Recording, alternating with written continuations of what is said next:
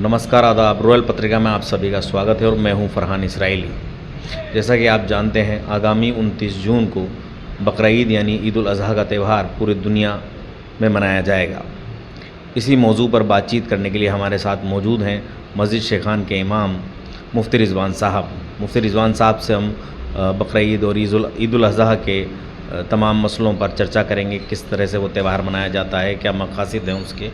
मुफ्ती साहब, हमारे चैनल में आपको बहुत बहुत स्वागत है।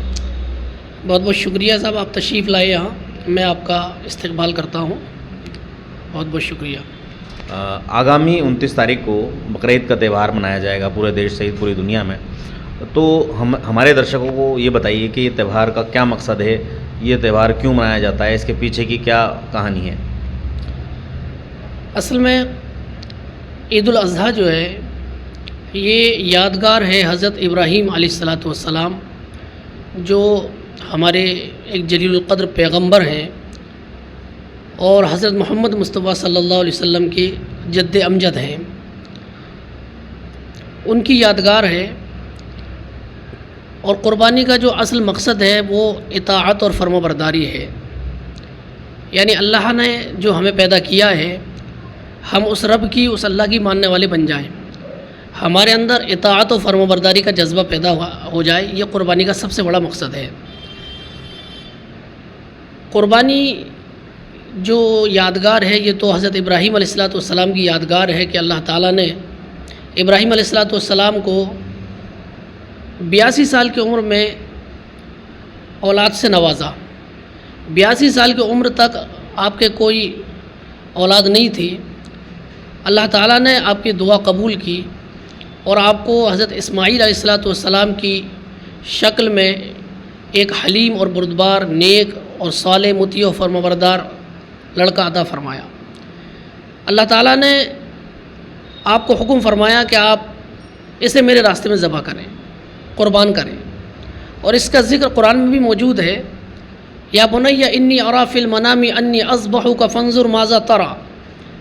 इब्राहीम अलैहिस्सलाम ने अपने लख्ते जिगर अपने बेटे इस्माईल से कहा कि मेरे बेटे, मैंने ख्वाब में देखा है कि मैं तुम्हें ज़बह कर रहा हूँ। अब ज़ाहिर बात है, नबियों का ख्वाब जो है वो सच्चा होता है। तो उन्होंने अपने बच्चे से मशवरा करना चाहा, राय जाननी चाहिए कि तुम्हारी क्या राय है। तो ज़ाहिर बात है कि वो भी नबी की औलाद थे और नबी की तरबियत याफ्ता थे। उन्होंने फ़ौरन कहा कि या अबति फ़अल मा तुअमर सतजिदुनी इंशाअल्लाहु मिनस साबिरीन। ए मेरे अब्बा, आप जिस चीज़ का आपको आपका रब हुक्म दे रहा है, आप उस काम को कर गुजरिए, यानी आप अपने रब की इताअत कीजिए।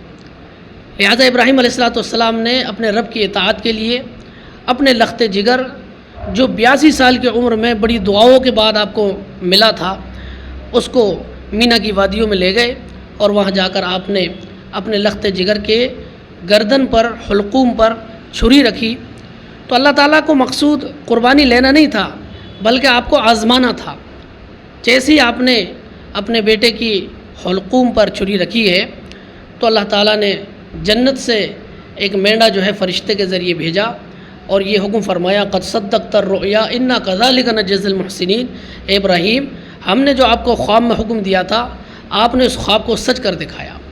तो उस यादगार में हम लोग मुसलमान क़ुरबानी करते हैं और इसका मकसद वही है, इताअत। इसीलिए कुरान में भी इसी बात को ज़िक्र किया गया है, फ़लम्मा अस्लमा वतल्लहु लिलजबीन, कि जब बाप और बेटे ने अपना सर अपने रब के सामने रख दिया, इताअत और फर्माबरदारी में वो झुक गए। ये कुरान ने कहा, ये नहीं कहा कि जब इब्राहीम ने अपने बेटे को कुर्बान कर दिया, बल्कि कुरान ने जहाँ लफ्ज़ इस्तेमाल किए हैं इस वाक़े को ज़िक्र करने के बाद, वो यही लफ्ज़ इस्तेमाल किए हैं कि उन दोनों ने अपने रब के सामने अपनी इताअत और फर्माबरदारी का सबूत दे दिया। दोनों झुक गए अपने रब के सामने। तो मकसद ये क़ुरबानी का कि बंदे के अंदर इताअत आ जाए, मानने का जज्बा आ जाए। आज हमारे अंदर मानने का जज्बा नहीं है। और क़ुरबानी जो है ये सिर्फ़ किसी जानवर को क़ुरबान करने का नाम नहीं है, ये तो एक सुन्नत है। असल मसला ये है कि हम जैसे जानवर पर छुरी चलाते हैं, उसको ज़बह करते हैं, तो वो छुरी जानवर पर चलती है, लेकिन मकसूद ये है कि आप अपनी नफसानी ख्वाहिशात पर उस छुरी को चला रहे हो। आपके अंदर जो गलत तसव्वुरात हैं, गलत ख़यालात हैं, बुराइयां हैं, اور بہت ساری گندگیاں اپنے اندر پیدا ہو گئی ہیں، ہم وہ چھری در حقیقت ان گندگیوں کے اوپر، ان کمیوں کے اوپر اور گناہوں کے اوپر چلا رہے ہوں۔ جی، یہ اصل مسئلہ ہے۔ ایک میرا ایک اور سوال تھا، قربانی کے کیا کیا مسائل اور فرائض ہیں، یہ لوگوں کو تھوڑا سا۔ قربانی اصل میں اس شخص کے اوپر واجب ہوتی ہے، شریعت میں اس کا حکم وجوبی ہے، یعنی یہ مسلمانوں پر واجب ہے۔ ہر اس شخص پر واجب ہے جس کے پاس بقدر نصاب مال ہے، یعنی تقریباً 7.5 تولہ سونا اور 52.5 تولہ چاندی کی مقدار کا پیسہ یا اتنا مال کسی کے پاس موجود ہے تو اس کے اوپر قربانی واجب ہے۔ اس کو چاہیے کہ وہ قربانی کرے۔ اگر وہ قربانی نہیں کرتا ہے تو وجوب کے ترک کی وجہ سے گناہ لازم آئے گا، وہ گنہگار ہوگا۔ اور جانور کس کس طرح کے جانور قربان کیے جاتے ہیں، کون کون سے جانور قربانی میں آتے ہیں، اس میں کیا جانور کی پہچان ہونی چاہیے؟ ہمارے یہاں زیادہ تر جو قربانی کی جاتی ہے وہ بکرے کی قربانی ہے، مینڈے کی قربانی ہے۔ اب بکرے میں 1 سال کمپلیٹ ہونا چاہیے، اسی طرح سے مینڈا یا دمبا ہے تو وہ اگر تندرست ہے تو وہ 6 سال کا بھی قربانی کیا جا سکتا ہے، لیکن دیکھنے میں وہ سال بھر کا لگ رہا ہو۔ لیکن بکرا جو ہے وہ کتنا بھی تندرست ہو، جب تک وہ مکمل سال بھر کا نہیں ہوگا تب تک اس کی قربانی نہیں کی جا سکتی۔ یہ بات میں اس لیے عرض کر رہا ہوں کہ بہت سارے لوگوں میں یہ غلط فہمی ہوتی ہے کہ وہ مینڈے کا جو مسئلہ ہے اس کو بکرے پہ بھی جو ہے لاگو کر دیتے ہیں، اور تندرست بکرا جو کم دنوں کو ہوتا ہے اور کہہ دیتے ہیں کہ بھئی اس کو بھی قربان۔ تو جانوروں میں جو اصل جو بات ہے وہ ایک تو عمر کا مسئلہ ہے، عمر مکمل ہونی چاہیے اور اس کو دیکھ کر ہی لینا چاہیے۔ بغیر دیکھے ہوئے کسی کے اوپر ایسے ہی اعتبار کر لیا اور آپ اس کو لے آئے، اگر وہ عمر مکمل نہیں ہے اس کی تو پھر قربانی نہیں ہوگی۔ جی، قربانی کے جانور کو پال کر کرنا زیادہ افضل ہے یا ایک رات پہلے خرید کر پیسے خرچ کر کرنا زیادہ افضل ہے، کیا ہے؟ ہاں، ظاہر بات ہے کہ آپ پہلے سے پالیں گے، اس کو کھلائیں گے تو اس سے آپ کا جو تعلق ہوگا، ایک گھر کا جو فرد ہوتا ہے اسی طرح سے آپ کا تعلق ہوگا، اتنی زیادہ ان سے انسیت ہوگی، اتنی محبت اور تعلق ہوگا تو اس کی بات ہی الگ ہوگی۔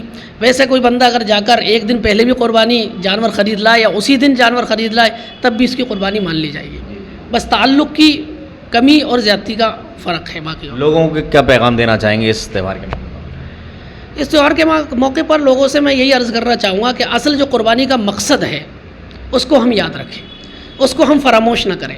قربانی کا مقصد اطاعت ہے۔ ہم زندگی کے ہر شعبے میں اور زندگی کے ہر لمحے میں اللہ کی اطاعت کرنے والے بن جائیں، یہ قربانی کا اصل مقصد ہے۔ کہ ابراہیم علیہ السلام نے تو صرف خواب میں دیکھا تھا، اللہ کے حکم کو خواب میں دکھایا گیا تھا اور انہوں نے ایسی فرما برداری کی کہ وہ اللہ تعالیٰ کے خواب کو انہوں نے پورا کر دیا، اور پوری زندگی ابراہیم علیہ السلام کی اطاعت و فرما برداری سے بھری پڑی ہے۔ ابراہیم علیہ السلام کو حکم ہوا کہ اپنے لخت جگر کو بیابان جنگل میں چھوڑ دو، مکہ کے ارد گرد جہاں کوئی موجود ہی نہیں ہے، انسان تو دور کی بات ہے، جانور ہی وہاں موجود نہیں، آپ نے اللہ کے حکم کو مانا اور اپنی بیوی اور بچے کو وہاں چھوڑ دیا۔ جو حج کی ایک پوری یادگار ہے وہ ابراہیم علیہ السلام کی یادگار ہے، کس طرح سے حضرت حاجرہ اپنے چھوٹے سے بچے کو جو پانی کی پیاس کی شدت کی وجہ سے تڑپ رہے تھے اور پانی کی تلاش میں کبھی صفا پہ جاتی، کبھی مروہ پہ آتی، کبھی صفا پہاڑی پر جاتی، کبھی مروہ پہاڑی پر آتی، اور اسی یادگار کو اللہ تبارک و تعالیٰ نے حج کے لیے ضروری قرار دے دیا کہ حاجی صفا مروہ پر دوڑتے ہیں۔ حضرت اسماعیل علیہ السلام نے زمین پر ایڑی رگڑی، وہاں سے زمزم کا پانی پھوٹ پڑا۔ تو یہ اطاعت و فرما برداری اصل مقصد ہے۔ میں لوگوں کو یہی پیغام دوں گا کہ ہم اصل جو اس کا مقصد ہے اس کو بھی پورا کریں، نہ کہ صرف یہ سوچیں کہ ہم نے جانور ذبح کر دیا اور ہم جو ہے فارغ ہو گئے۔ نہیں، زندگی کی ہر شعبے میں موت تک ہمیں اللہ کی فرما برداری کرنی ہے، اللہ کی مان کر چلنی ہے اور حضور صلی اللہ علیہ وسلم کے طریقے اور آپ کی سنت پر عمل کرنا ہے۔ جی، بہت بہت شکریہ ہم سے بات کرنے کے لیے۔